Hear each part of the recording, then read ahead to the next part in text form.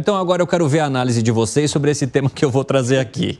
De rivais na corrida eleitoral do ano passado, PT do presidente Lula, PL do ex-presidente Jair Bolsonaro estão costurando acordos, entendam, costurando acordos para as eleições municipais do ano que vem em diferentes cidades do Rio de Janeiro.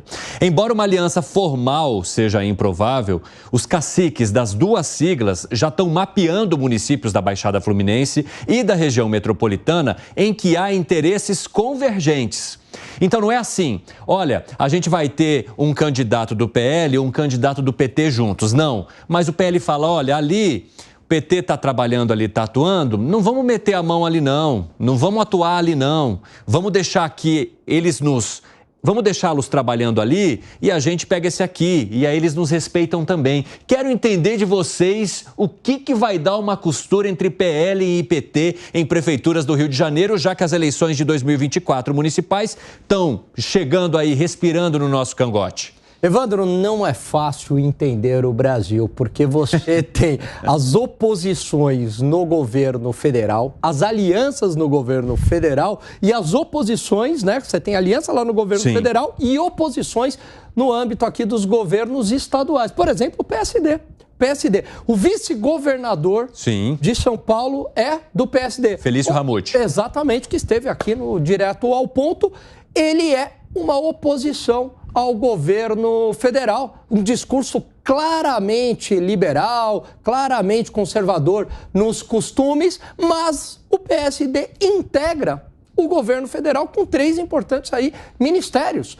Então, olha que loucura que é o Brasil, né? Então, veja, esses partidos de centro, eles acabam tendo essa peculiaridade, né? Que o improvável acontece, que é o PL e o PT rivalizando no governo federal e aí, porque o PL... Não porque o PL tem a sua essência contra o PT, ele seja um partido de fato de oposição, é um partido mais ao centro, tanto é que no passado já fez parte da base governista, né? Já teve como vice-presidente da República no primeiro mandato o Zé de Alencar, que era do PR na época, que hoje é o PL, mas hoje ele abarcou todo o bolsonarismo, né? O governo Bolsonaro. Mas, Gane, e aí a gente tem essa... Eu quero tirar uma dúvida contigo, porque vocês ficam numa discussão bastante ferrenha aqui no 3 em 1 entre o que faz a direita e o que faz a esquerda. Eu quero saber o seu sentimento quando direita e esquerda se unem, por exemplo, por poder em cidades perto de uma eleição municipal. Pois é, mas aí a gente não está falando de pessoas, né, com uma convicção de direita na essência mesmo, né, esquerda na essência. A gente está falando do Centrão, que ele se move conforme os interesses mais à esquerda e mais à direita. Fábio Piperno, que colcha de retalhos que essa costura vai produzir para a gente analisar aqui?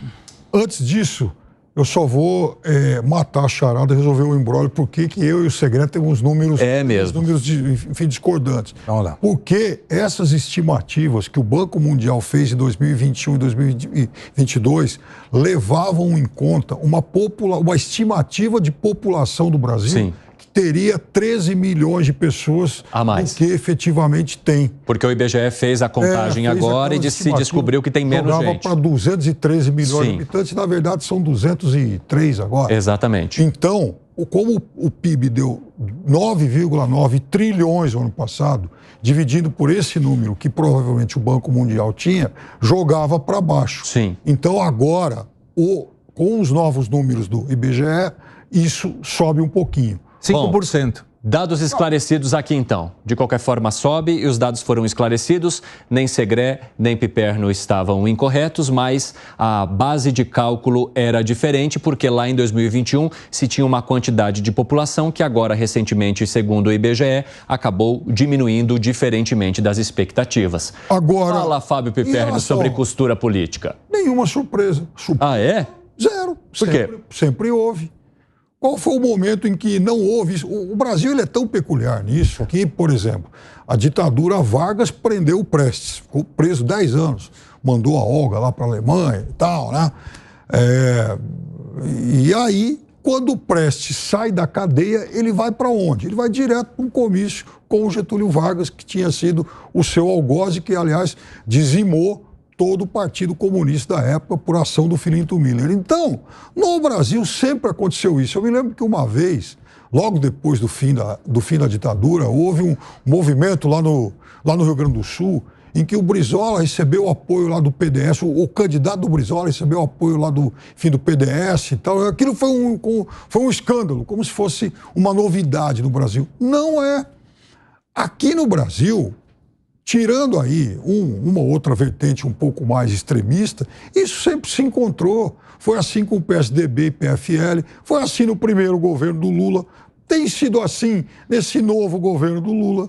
E vai ser assim sempre. De vez em quando, claro, tem alguns extremos, como aquele deputado carioca lá, o Quaquá, que um dia deu um abraço lá no Pazuello e aquilo gerou um atrito danado do PT. Mas aquilo é exceção. Vamos fazer acordo sempre. Fala, Segré. A nossa audiência geralmente tem uma idade de média para cima. Os jovens, acompanhem as nossas discussões e os nossos debates. E eu convido a essa juventude a buscar quem era Cacareco e o macaco Tião. Eles deveriam voltar a essa fase política que era o rinoceronte, se não estou mal lembrado, e o macaco Tião, que era do zoológico do Rio de Janeiro, que tiveram um desenvolvimento muito bom em eleições passadas e que deveriam voltar porque tanto o PT quanto o PL no Rio de Janeiro estão tratando todo mundo de trouxa. Ou seja, vamos fazer de conta que a gente briga, mas na realidade depois fazemos um conluio aqui, um conluio lá, fazemos acertos e continuamos no poder, que é o único que interessa ao político. Mas falando em incongruências, eu estive agora em Porto Alegre, no Hamburgo, e eu falei sobre as incongruências políticas. E uma pessoa muito acertada me disse, não é mais incongruente ter um argentino falando sobre a política e a economia brasileira na TV brasileira? Falei, bom ponto, gostei. Fala muito melhor que muito comentário. Vamos chamar essa pessoa para participar aqui do 13 em 1. Você está convidada ou convidado, tá? Você que jogou essa aqui contra Gustavo Segré.